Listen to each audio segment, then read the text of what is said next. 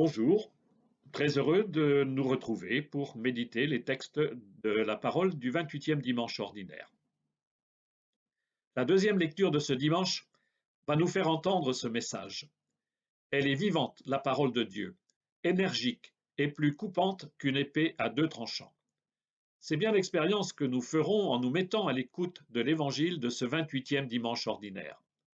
La rencontre entre Jésus et un homme trop riche qui se révèle incapable de tout laisser pour suivre le Christ va questionner chacun de nous.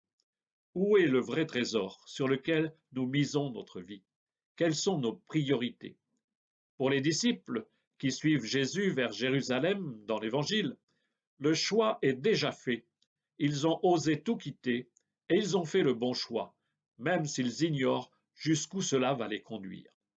La première lecture, tirée du livre de la sagesse, va défricher le terrain des cœurs et nous préparer à accueillir la parole si tranchante de Jésus. Mettons-nous donc à l'écoute de cette parole qui veut aller jusqu'aux jointures du cœur des croyants. Nous commençons donc par la première lecture. Nous avons déjà rencontré récemment le livre de la sagesse, rappelons-nous. C'est un livre tardif dans l'Ancien Testament, très proche de la venue de Jésus et écrit en grec à Alexandrie en Égypte. Les chapitres 7 et 8 de ce livre font l'éloge de la sagesse. On en parle comme si c'était une personne. Effectivement, celui qui parle, c'est le roi Salomon. Il a prié Dieu et Dieu lui a donné la sagesse. Nous lisons ce bref passage comme un résumé des chapitres 7 et 8 dans le chapitre 7, les versets 7 à 11. J'ai prié et le discernement m'a été donné, j'ai supplié et l'esprit de la sagesse est venu en moi. Je l'ai préférée au trône et au sceptre. À côté d'elle, j'ai tenu pour rien la richesse. Je ne l'ai pas comparée à la pierre la plus précieuse. Tout l'or du monde auprès d'elle n'est qu'un peu de sable, et en face d'elle, l'argent sera regardé comme de la boue. Plus que la santé et la beauté, je l'ai aimée. Je l'ai choisie de préférence à la lumière, parce que sa clarté ne s'éteint pas. Tous les biens me sont venus avec elle, et par ses mains, une richesse incalculable. C'est dans la prière que Dieu a transmis la sagesse au roi Salomon. Mais celui-ci vivait presque 10 siècles avant que ne s'écrive ce livre. Salomon, c'est donc ici un personnage fictif. En vérité, c'est tout croyant du peuple juif. Demander la sagesse, c'est chercher en Dieu un art de vivre conforme à sa foi. Le message de l'auteur est clair. Ce ne sont pas les richesses ou la gloire, ni la santé, ni la beauté qui font la valeur de la vie. La vraie richesse, le vrai trésor, c'est mener une vie droite et lumineuse. Quelques versets plus loin, l'auteur précisera la sagesse est pour les hommes un trésor inépuisable. Ceux qui l'acquièrent gagnent l'amitié de Dieu. C'est au verset 14 du même chapitre 7. Pour les chrétiens, après Pâques et après la Pentecôte, la sagesse, cadeau venu de Dieu, c'est l'Esprit Saint. Par la prière, par les sacrements, l'Esprit nous est donné. Il vient pour éclairer les cœurs de sa lumière. Dieu seul, par le trésor inépuisable qu'est l'Esprit Saint, permet aux croyants et à l'Église de discerner comment conduire notre vie en cohérence avec notre foi. Mais ce n'est jamais gagné d'avance. Qui se croit sage par ses propres forces et non en se mettant à l'écoute du Seigneur pourrait bien tomber dans la nuit du péché.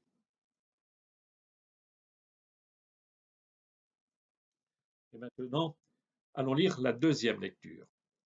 L'auteur du livre de la sagesse a demandé à Dieu de l'éclairer. La lettre aux Hébreux, dont nous avons commencé la lecture dimanche dernier, nous livre ce dimanche un texte court mais dense, une des plus belles pages de la Bible. L'évangile de Matthieu rapporte une parole de Jésus qui peut déranger nos idées sur lui. Je ne suis pas venu apporter la paix, mais le glaive. C'est au chapitre 10 de Matthieu, verset 34. Alors laissons donc l'auteur de la lettre aux Hébreux venir déranger nos certitudes. Et ce bref passage se trouve au chapitre 4, les versets 12 à 13. Frères, elle est vivante, la parole de Dieu, énergique et plus coupante qu'une épée à deux tranchants. Elle va jusqu'au point de partage de l'âme et de l'esprit, des jointures et des moelles. Elle juge des intentions et des pensées du cœur. Pas une créature n'échappe à ses yeux, tout est nu devant elle, soumis à son regard. Nous aurons à lui rendre des comptes. Rappelons-nous la parole du semeur. Le risque est grand pour tous d'écouter la parole avec un cœur sincère et de n'en rien faire en la laissant s'étouffer et empêcher de porter du fruit. Or, cette parole est acérée comme un glaive, ce n'est pas une pommade apaisante. Nous allons le vérifier tout à l'heure dans l'Évangile. Pour les chrétiens, la parole, ce n'est pas d'abord un livre, ni des textes à lire. La parole, c'est Jésus, c'est le Christ. Appelant les chrétiens à lire la Bible, le pape François a rappelé la phrase de saint Jérôme, celui qui traduisit la Bible grecque en latin. Ignorer les Écritures, c'est ignorer le Christ. Et maintenant, écoutons l'Évangile lui-même. Et vérifions donc comment la parole de Jésus ressemble à une épée qui tranche dans le vif. Nous continuons la lecture du chapitre 10 commencé dimanche dernier. Nous avons quitté Jésus en train d'embrasser des enfants et de les bénir. Et voilà que surgit près de lui un homme, un type sincère, sans doute insatisfait, qui cherche un sens à sa vie. Mais c'est le récit d'une rencontre ratée. Jésus va en tirer un double enseignement pour ses disciples et pour Pierre. Nous continuons donc la lecture du chapitre 10 de saint Marc, les versets 17 à 30. En ce temps-là, Jésus se mettait en route quand un homme accourut et tombant à ses genoux lui demanda, « Bon maître, que dois-je faire pour avoir la vie éternelle en héritage ?» Jésus lui dit, « Pourquoi dire que je suis bon? Personne n'est bon sinon Dieu seul. Tu connais les commandements, ne commets pas de meurtre, ne commets pas d'adultère, ne commets pas de vol, ne porte pas de faux témoignages, ne fais de tort à personne, honore ton père et ta mère. » L'homme répondit, « Maître, tout cela je l'ai observé depuis ma jeunesse. » Jésus posa son regard sur lui et il l'aima. Il lui dit, « Une seule chose te manque. Va, vends ce que tu as et donne-le aux pauvres. Alors tu auras un trésor au ciel. Puis viens, suis-moi. » Mais lui, à ces mots, devint sombre et s'en alla tout triste, car il avait de grands biens. Alors Jésus regarda autour de lui et dit à ses disciples, « Comme il sera difficile à ceux qui possèdent des richesses d'entrer dans le royaume de Dieu. » Les disciples étaient stupéfaits de ces paroles. Jésus, reprenant la parole, leur dit, « Mes enfants, comme il est difficile d'entrer dans le royaume de Dieu.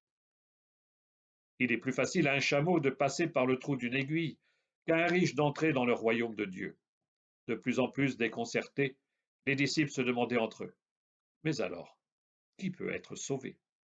Jésus les regarde et dit, « Pour les hommes c'est impossible, mais pas pour Dieu, car tout est possible à Dieu. » Pierre se mit à dire à Jésus, « Voici que nous avons tout quitté pour te suivre. » Jésus déclara, « Amen, je vous le dis, nul n'aura quitté à cause de moi et de l'Évangile une maison, des frères, des sœurs, une mère, un père, des enfants ou une terre, sans qu'il reçoive en ce temps déjà le centuple.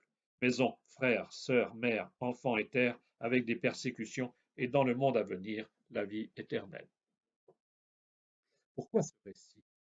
Qu'est-ce qui relie le dialogue entre Jésus et cet homme trop riche avec l'enseignement de Jésus aux disciples?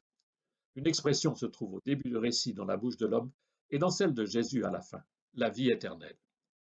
Bon maître, que dois-je faire pour avoir en héritage la vie éternelle? La vie éternelle, c'est ce que cherche cet homme.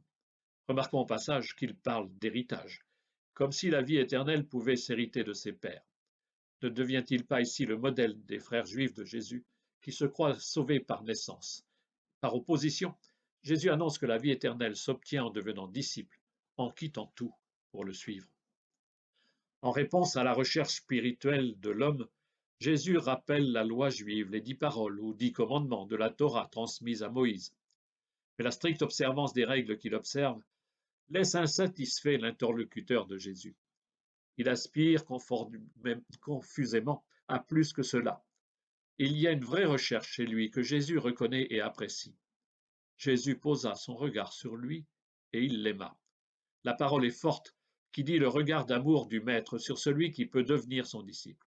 N'est-ce pas ce qui est arrivé à Matthieu ou à Zachée, deux collecteurs d'impôts? Jésus ouvre la porte à ce potentiel disciple dont nous ignorons le nom. Mais pour devenir disciple, il faut choisir la pauvreté. C'est trop dur, c'est trop radical, cela coûte trop cher. Matthieu ou Zachée ont accueilli l'appel. Cet homme anonyme, ce sont tous ces croyants qui, au fil des années, sont passés à côté du royaume pour n'avoir pas fait le bon choix. Mais n'avons-nous pas quelque chose à voir avec cet homme trop riche? Quelles sont donc dans nos vies ces richesses qui nous attachent le cœur et nous empêchent de suivre le Christ, de tout quitter pour le suivre? La suite de l'évangile de ce dimanche prolonge le récit d'une rencontre manquée. C'est d'abord auprès des disciples que Jésus commente cet échec. Il les provoque en affirmant combien il est difficile à un riche d'entrer dans le royaume. Voilà que Jésus les compare à un chameau encombré de sa charge, comme les riches le sont de leur richesse. Mais le chameau, lui, peut passer par le trou d'une aiguille. L'image touche par l'outrance, comme quoi on ne peut pas servir deux maîtres, et Dieu et l'argent. C'est au chapitre 6 de Matthieu, au verset 24. La parole de Jésus désarçonne les disciples. Mais alors qui peut être sauvé? La parole de Jésus dit alors l'essentiel. Ce qui sauve, c'est le don gratuit de Dieu, pas la qualité de nos actes. On ne se sauve pas par soi-même. Les chrétiens ne devraient jamais l'oublier. Reste alors la question de Pierre. Et nous qui avons tout quitté pour te suivre, sous-entendu, serons-nous sauvés? Au fond, est-ce que cela valait la peine de tout quitter pour toi? La réponse de Jésus vient le rassurer. À travers lui, elle donne confiance à tout disciple hier ou aujourd'hui qui ose tout miser sur le Christ, tout quitter pour lui, donner sa vie, comme lui ouvre les portes de la vie éternelle.